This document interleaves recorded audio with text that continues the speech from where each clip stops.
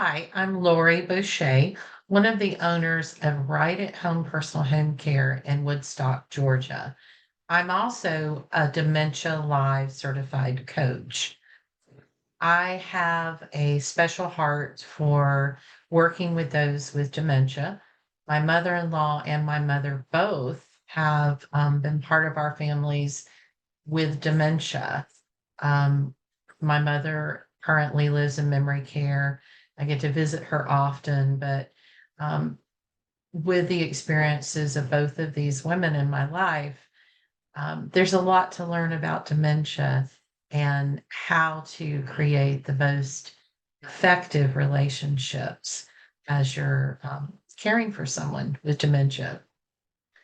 I wanted to bring an opportunity to our caregivers to experience Dementia Live. It is an experience so that you get a few minutes of walking in the shoes with someone with dementia. I know as our great caregivers, many of you have had the opportunity to work with clients that do have dementia. It can be very rewarding and it can be very taxing.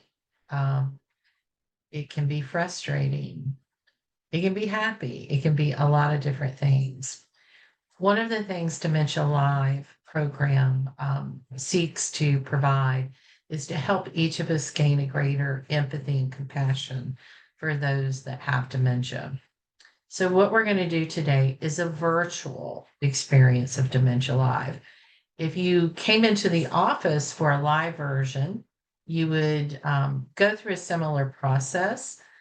We'd put on goggles and so forth and earphones.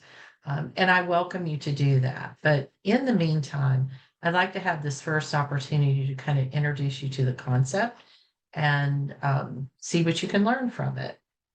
We'll go through a couple of different things. First, we'll talk about dementia in general. We'll talk about some of the changes that happen with aging. We're going to go into the Dementia Live experience in a virtual style. I will be giving you some very simple instructions to do some tasks with items that will be listed on the screen. You were actually received an email earlier with those items, just normal things you would find in your home.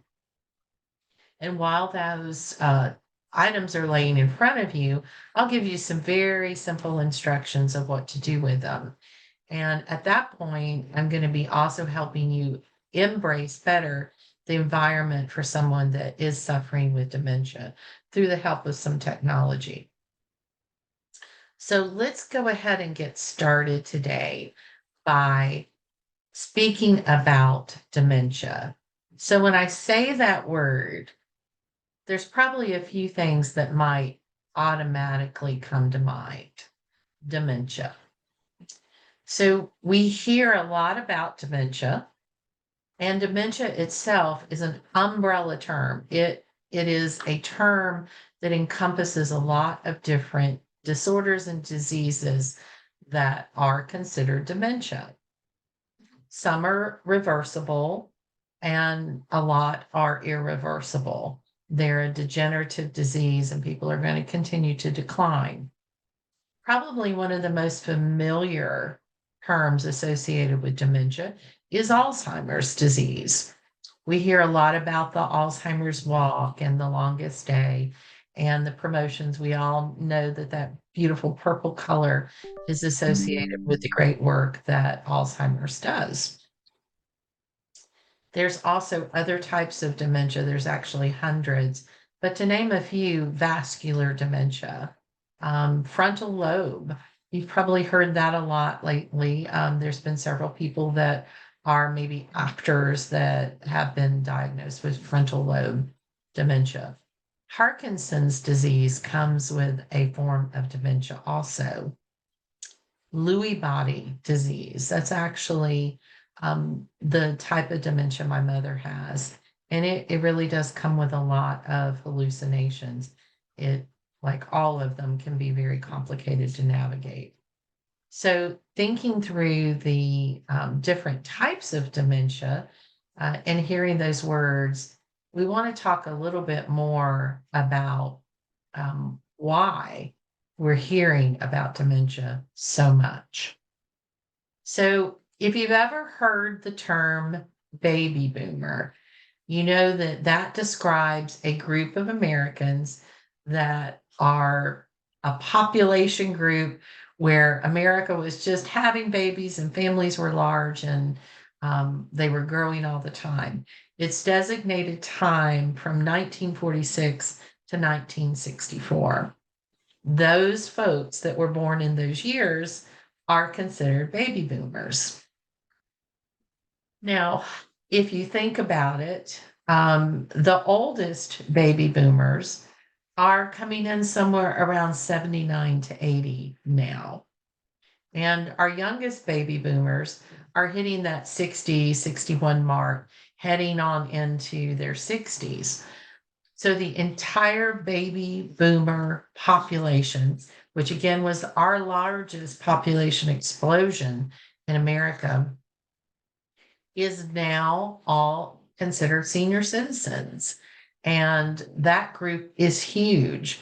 So we have more people than we've ever had that are considered senior citizens. Now let's look at a couple facts also. 5.3 million Americans have been diagnosed with Alzheimer's. That's a lot. 10 million Americans have been diagnosed with a form of dementia if you consider all forms of dementia.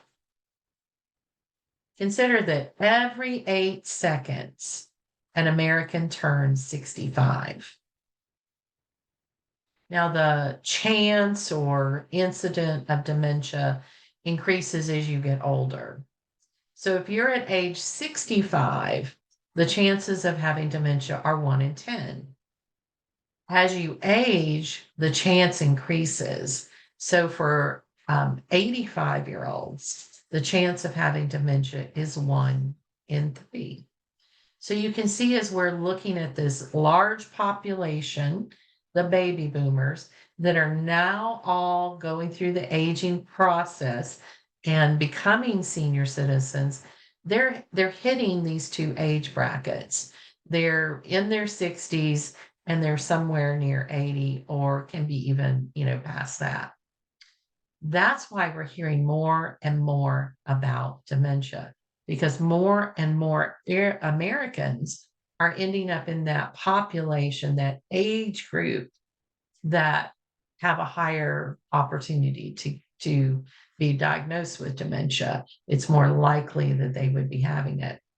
A lot of times you'll hear this aging senior population referred to as the silver tsunami because it's just talking about the number of people that are in the senior citizen group that are just coming at us as a population. Again, it is our largest population of senior citizens ever.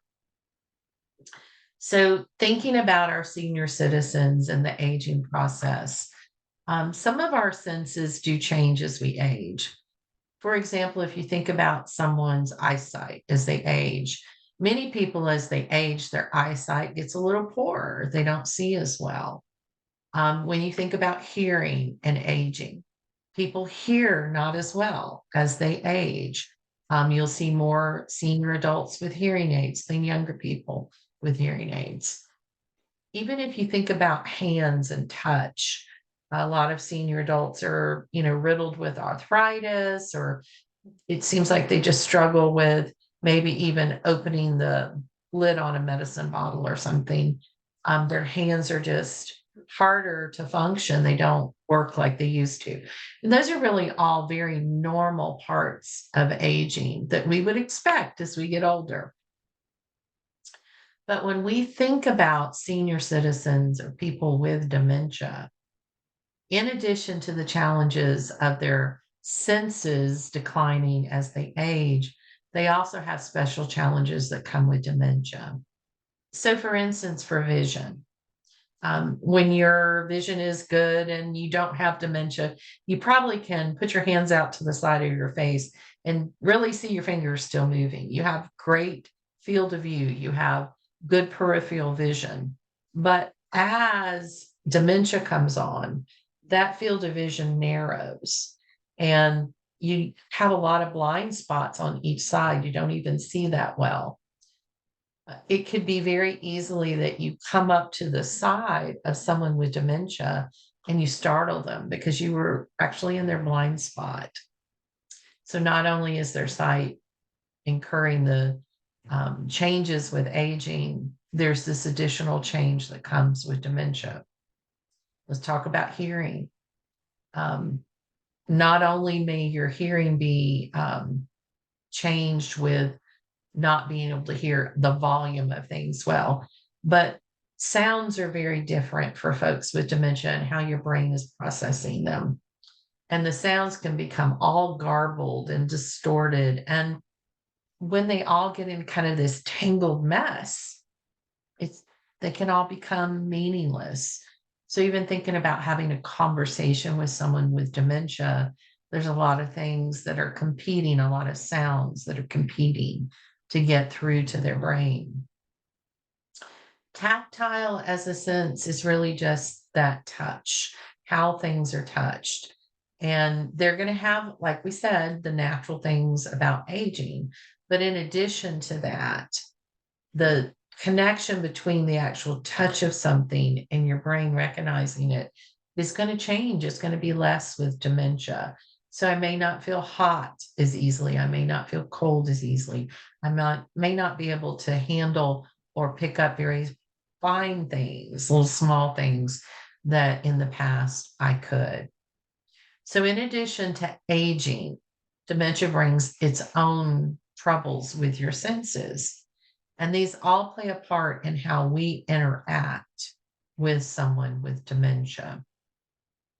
Now, the purpose of our training I mentioned was to gain greater empathy. As a caregiver, we want to elevate the care that we offer to our clients. We always want to be compassionate and we do want to have that empathy. So, DemeniaLive was created to help us for just a few minutes walk in their shoes and gain that empathy or gain more empathy and compassion for them.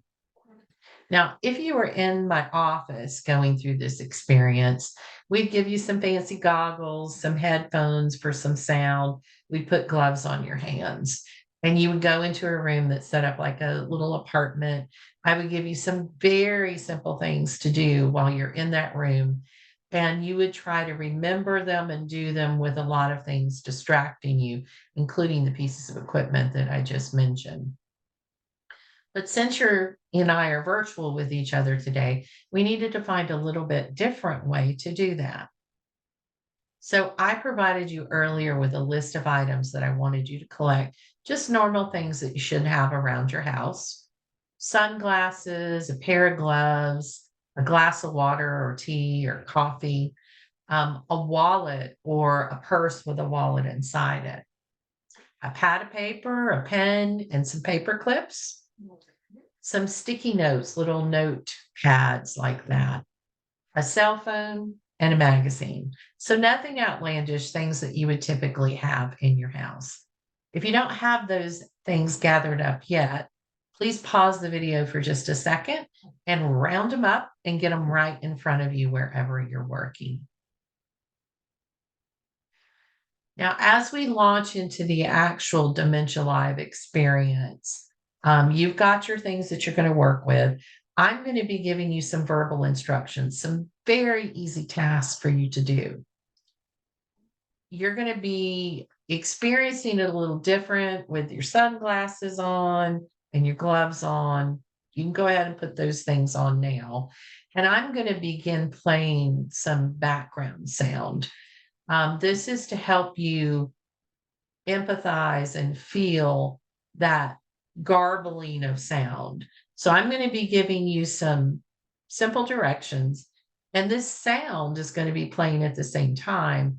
So it's going to be competing with you hearing me. You're going to have this experience. So we're going to get started in just a second. Like I said, go ahead and put your sunglasses on. That's going to help you to see what it's like when things are a little darker and your vision is restricted a little bit. And then go ahead and put those gloves on your hands. That's going to help simulate your lack of touch or decline in that touch, that ability to feel it as easily. And I'm going to get this sound started in just a few minutes.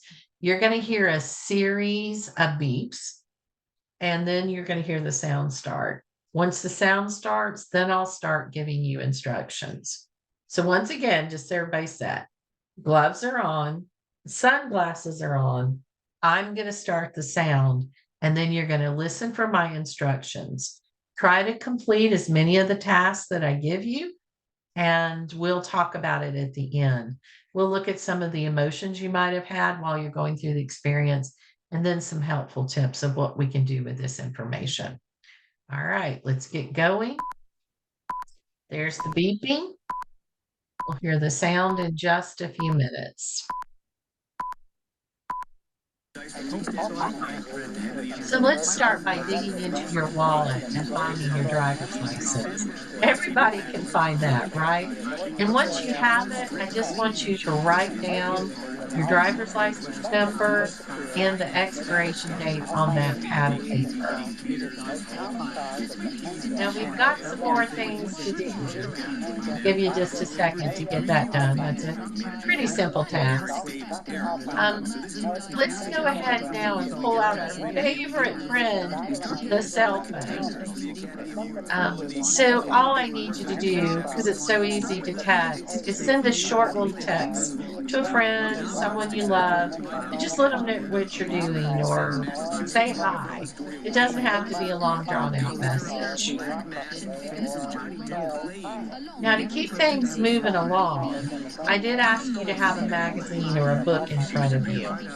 So I want you to turn to page 13 in that magazine or book. And what I'd like you to read out loud, just wherever you are, go ahead and read out loud the title or the headline or even the first line of text in that magazine. That shouldn't be any problem at all. Now, I hope that everyone is taking care of that driver's license situation while we've been working on it. But we have been doing quite a few things. So let's right now pick up that glass of water and take a couple of sips of something that you've got there to drink. And let's give that little break in there. But we do want to keep going. So grab two of those sticky notes. Just peel off two of them if you can. And please write one task on each one of those sticky notes that you need to get done by the end of today. Now, when you're finished doing that, take those sticky notes and stick them on your computer or maybe your desktop, wherever you will be able to see them. We're really getting close to the end. We just got a few more things to do. So I want you to take and do a math problem for me. You could use your cell phone calculator, or if you have a calculator, or even pad of paper if you want to. Go ahead and add 21 and 36, and then I want you to subtract 12. Either way, if you want to write it down, that's fine too. Now, with those paper clips you have, grab one of them and then take the book or the magazine, and I want you to put 5 pages together with a paper clip. Just clip them in there. Now, get your pad of paper out, and I want you to write down 2 things that you're feeling right now. How do you feel? Whatever it is. And then, gosh, what was that noise that just came through there? I'm not sure. And you want to make sure that you get your license put back in your wallet. We don't want to lose those. And maybe while you're down in your purse, could you pull out your keys? What do you think you're doing? Now, while you're sitting there, your desk is probably a bit of a mess. So go ahead and tidy up your desk. All right, 3 minutes. That's all we were working through was 3 minutes on that exercise. Now think about how you felt. At one point, I even asked you to write down how you might be feeling. You might have done it, and you may not have gotten to that. But here are some possible emotions: angry, bored, determined, inadequate, lost, scared, terrified, annoyed, confused, foolish, irritated, miserable, silly, worried, anxious, depressed, frustrated, lonely, overwhelmed, tense, worthless. Think about how you felt in those little 3 minutes that we were working with. When you're talking about someone with dementia and how they're feeling, their emotions are still there. Just like you may have felt foolish for not being able to get your driver's license out of your wallet, maybe. Think about someone with dementia. They're standing at the counter, there's a line forming behind them, and they need to get out their debit card or a credit card or some money out of their wallet, and they can't get it. And they're probably already feeling without anything we can do with them. One of these emotions. I can feel like maybe foolish might be, or frustrated would be something that they're feeling. A lot of times the reactions that we get from someone with dementia that we're caring for come from these emotions that they're having. They're not necessarily able to say, oh my gosh, I can't get my credit card out. I feel so foolish, but they may demonstrate it in a different way for you. So we talked earlier about empathy. And as you're thinking about those emotions that you may have felt, and you think about the possibility of someone you're caring for having those same emotions, empathy is where you have an ability to sense someone else's emotions, and you pair with that the ability to kind of put yourself in their place, to kind of think of how they might be feeling. Caring for someone really does take a lot. And one of those things that is a big part of caring for somebody is to be able to empathize with them. Now, you may be very naturally empathetic, but if you're not, it is something that you can learn. And this experience with DemeniaLive is created to help you learn some of those areas that you can be empathizing with. So we want to move from caregiver to empathetic caregiver. Here are some ways. Being present and in the moment with your care partner. If you are in someone's home and caring for them, um, be there with them. If you're separated off, even you might be sitting right beside them, but you're on your phone and they're in their own space, you're not in the moment with them. So make sure that you're there 100%. Accepting their reality, wherever they are is where they are. And we can't drag them out of that reality, but we can accept where they are. One of the things I've realized from my mom is that she believes that she's about 17 or 18 years old and she's in college, and her parents are still alive. And my grandparents at this point would be about 130 years old. So they're not still alive. She's not in college. She is 89 years old this year. But this is her reality. So I have to get there with her. Words of encouragement, we can always use those, but at a time in our life, someone with dementia that might be feeling foolish or frustrated or in not able to do something, encouragement can be huge. A hug or a touch, someone with dementia, making that connection. Listen with interest. Practice mindfulness and self-care. So what does that mean? You know, you're fixing to walk into the home with someone with dementia.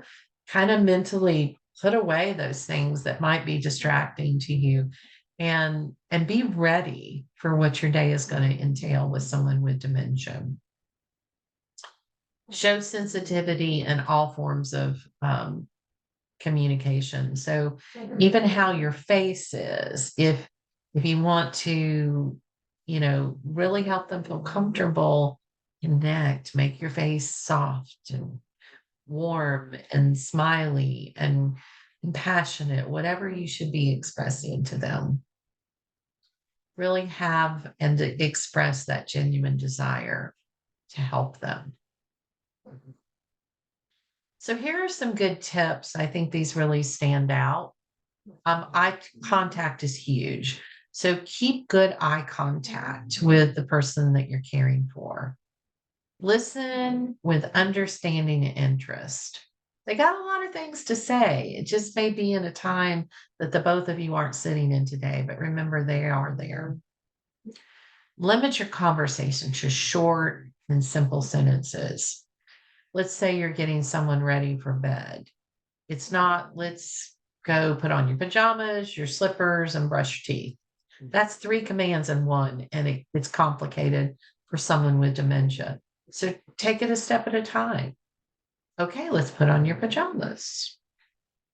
After that's done, let's go ahead and put on your slippers. And then finally, let's get our teeth brushed. Break things down and avoid giving multiple steps at one time. This next one is my very favorite, hardest one to obey. Never, ever argue. My mother says so many things that are 100% wrong. And sometimes it gets the best of me, and I'm tempted to just get her straightened out on something, who I am, or, what my relationship is with her. But it doesn't do any good. This is the reality that she's in. And arguing is only going to create more tension for both of us. Reminisce. This is important to them. This is where they're living, is in the past. Let them talk about it. Ask questions, find out more. I advise you to look for patterns. If something sets them off and causes them to have a bad day, maybe you want to avoid that. Or if something you notice every time this is in place, it's a smoother day, then you want to repeat that. So look for those patterns. Be positive. Don't we all need more positivity in our life? Look for nonverbal communications. Is the face, are the eyes shut? Are the teeth clenched? Are the hands tight? They can be saying a lot to us with their expressions that's not coming through their voice. Smile goes a long way. Validate whatever they're saying and doing, and then join and try to distract are all tools. So, for instance, yeah, I hear you saying that you want to go home. I can understand why you do want to go home, but I'm here with you now, and I know they're having treats over here at the counter. Could we go over and get a treat right now? Just work on that distract. And you know what? This last one is important. Remember to step back when it's necessary. If you're just feeling overwhelmed or things are just not headed the right direction, maybe it's time to step into the kitchen. Give yourself a moment, give them a moment, and then come back into the scene, kind of resetting the scene a little bit. So that kind of rounds up our presentation of DementiaLive, at least the virtual version of it. We, again, just want to continue to elevate the great care that you already give your clients. We know that having the ability to connect with your clients, especially those with dementia, is of great importance. So, in this training, we hope that you gained a few things. We do have other resources for you to take additional training online, and we'd love for you to come in and take one of our live in-person DementiaLive classes. So just reach out to us in the office. We'll be glad to connect you. Again, I thank you for everything you do to improve the lives of those that we serve. I really do feel that it is our calling to bear each other's burdens. And we've been given a very special privilege of doing exactly that with our clients. Again, I'm Lori Boucher. I thank you for your time and I thank you for the devotion that you have.